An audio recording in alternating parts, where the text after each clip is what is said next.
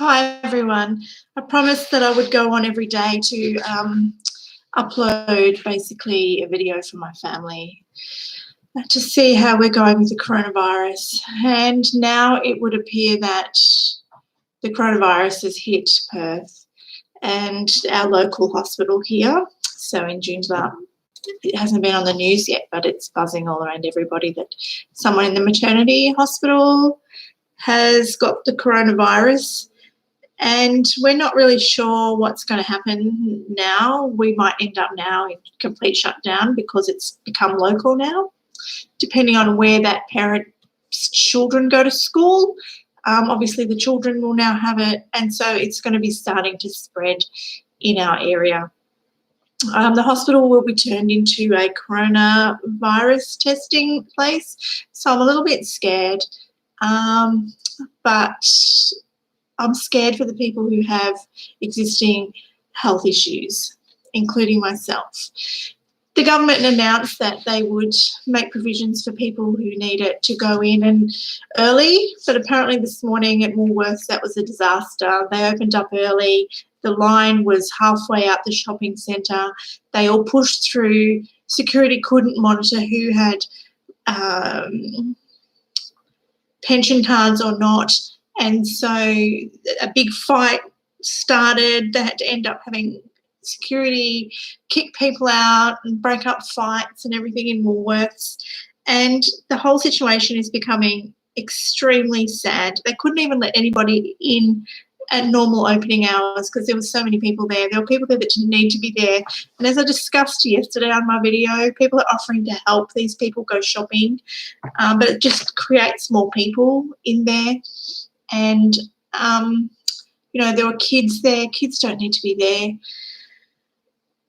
So I'm glad I didn't go because I would have been seen as someone who was ready and able to be there.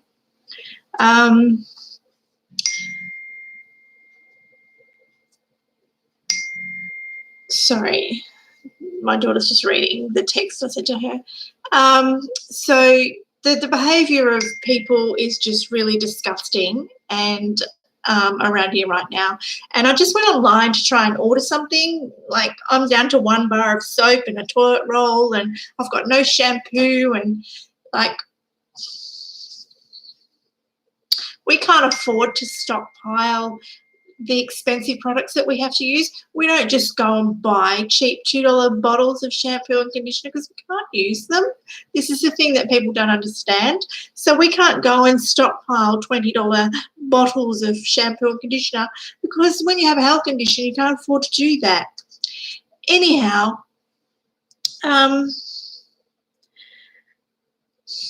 things that I do use now, though, are off the shelf. So all the Dr. Bronners, all the unscented, they're all gone unless I want to pay a high price for, like, health food shops have a few Melrose brand Castile unscented soap, which I don't like the smell of, but if I have to use that, I will. They're just selling out online and they're just so more expensive. I don't know what to do. So I think I'm just going to smell. My daughter's got a yucca tree in her backyard. I might go dig it up, and as drastic as it sounds and people think I'm crazy, I'll go and make some soap from her yucca bush, I have natural alternatives that I can go to. I'll try and find some soap nuts. And I don't mind doing that, but my 14-year-old isn't going to be happy, not with her curly hair. She'll be just, I can't use that, Mum. I'm really worried for her as well. She's 14. I don't know if she's going to be in lockdown at school. If not, I'll be pulling her out next week. When Intley gets sick, she gets sick, big sick, like she gets sick. Teenagers are bad enough when they get sick, but she gets sick. You can only have to look at a doctor's, school report to see how sick she gets. And she's got allergies and immune problems and things like that. So she will be feeling it if she does. My health at the moment, I went out walking this morning and I had to sleep all day. I've obviously walked on a footpath or a garden that has sprays on it. If you don't know, in Perth, not every street has a footpath, so you're forced to walk on people's garden or road, you know. That's how I broke my ankle or broke 3 ligaments in my foot, because my foot rolled off the gutter, because Perth don't have footpaths on both sides of the street. And in some streets where I fell, there isn't a footpath on either side. So you actually have to walk on the foot, like the people's garden edging, or you walk on the road. And when there's a car coming, you don't want to walk on the road, so you walk on the people's edging and then you fall, which is what happened to me. So, and it's still sore months later. That's about it, really. I just wanted to talk about how disgusting people's behaviour is in Perth trying to get products. And maybe they should think more about people like us who just can't use anything. You know, I can't just use normal toilet paper. I can't use normal shampoo. I can't use normal soap. I'm allergic to water. I need water to drink. I can't have water out of the tap. I don't know what I'm going to do with this complete shutdown except for smell and hopefully live off kale from my garden, you know. I'll be okay, but I really feel sorry for my daughter. I don't know how she's going to cope. And I feel sorry for the elderly who haven't got the resources that I've got as well, who can complain about what's going on in my life, but I know that there are worse people off than me, you know.